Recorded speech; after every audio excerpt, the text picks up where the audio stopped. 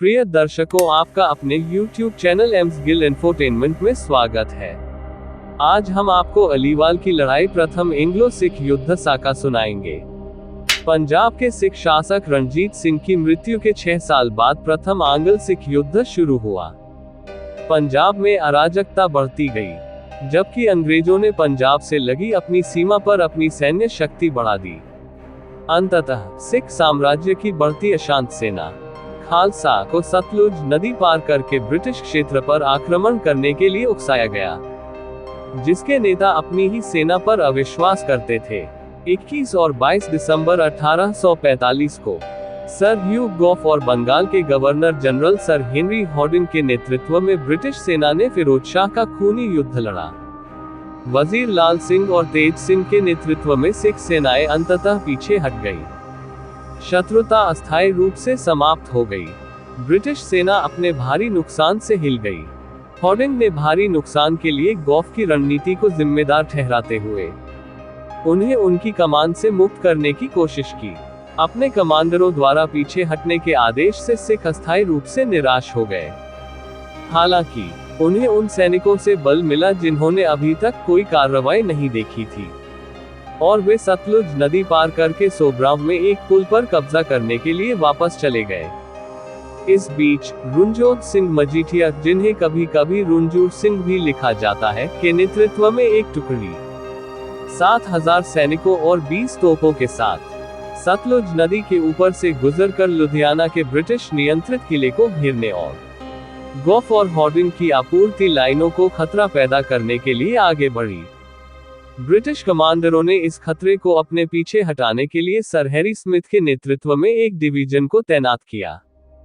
16 जनवरी 1846 को स्मिथ ने फतेहगढ़ और धर्मकोट में सिखों द्वारा कब्जा की गई 2 चौकियों को पुनः प्राप्त कर लिया।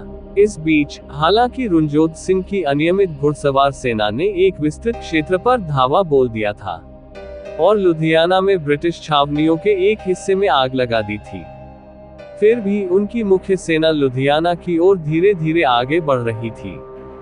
हैरी स्मिथ का इरादा पहले बुदोवाल में रुनजोत सिंह की सेना पर हमला करने का था।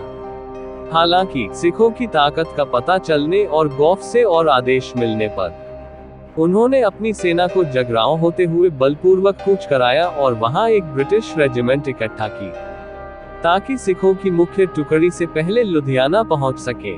21 जनवरी को जब वे बुदोवाल से निकले, तो सिख अनियमित घुड़सवार सेना गोरचुरा ने लगातार उनके पीछे के पहरेदारों पर हमला किया। उन्होंने स्मिथ के अधिकांश सामान ढोने वाले जानवरों खच्चर, बैल और हाथी को पकड़ लिया और पीछे छूट रहे सैनिकों को काट डाला। फिर भी स्मिथ अपने थके हुए सैनिकों के साथ लुधियाना पहुंचने में सफल रहे। दिल्ली से 2 गोरखा बटालियनों सहित सैनिकों की एक ब्रिगेड ने उनका साथ दिया।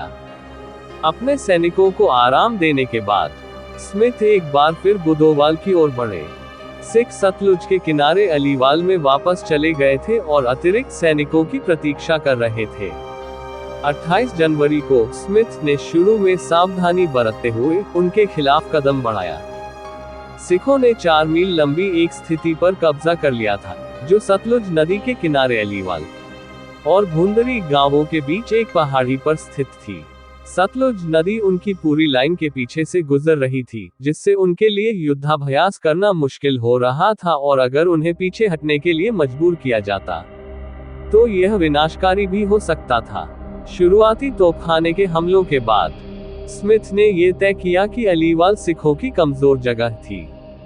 उन्होंने अपनी 4 पैदल सेना ब्रिगेडों में से 2 को गांव पर कब्जा करने के लिए भेजा, जहां से वे सिख केंद्र पर हमला कर सकते थे। उन्होंने गांव पर कब्जा कर लिया और सतलुज के पार के घाटों को खतरे में डालने के लिए आगे बढ़ना शुरू कर दिया। जैसे ही सिखों ने भुंदरी की ओर मुड़ते हुए अपनी बाईं ओर मुड़ने की कोशिश की, उनकी कुछ घुड़सवार सेना ने खुले ब्रिटिश बाएं हिस्से को खतरे में डालने की कोशिश की।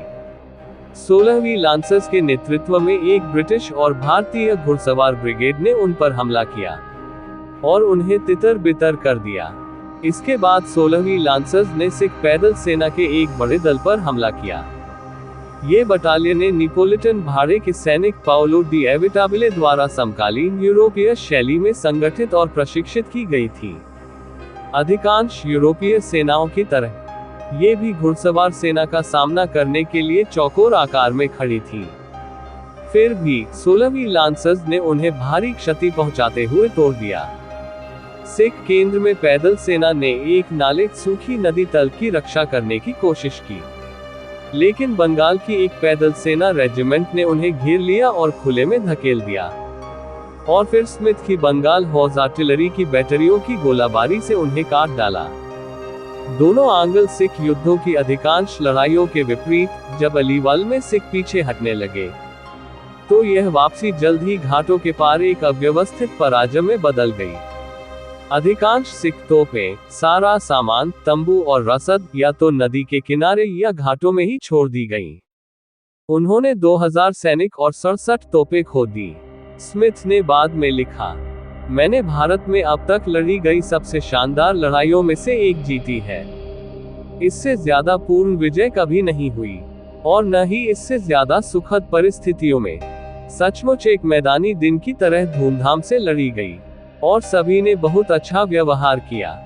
16वीं लांसर्स को छोड़कर, जिन्होंने लगभग 300 में से 144 सैनिक खो दिए। स्मिथ की कुछ ही टुकड़ियों को भारी नुकसान हुआ।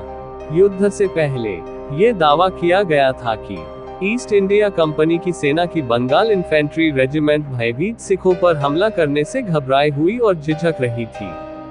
बाद में वे ऐसा करने के लिए उत्सुक थे। अपना बहुमूल्य समय निकालने और हमें सुनने के लिए आप सभी का हार्दिक धन्यवाद। अधिक जन्म साखियों और सिख इतिहास को सुनने के लिए हमसे जुड़े रहें। वाहेगुरु जी दा खालसा, श्री वाहेगुरु जी दी फतेह।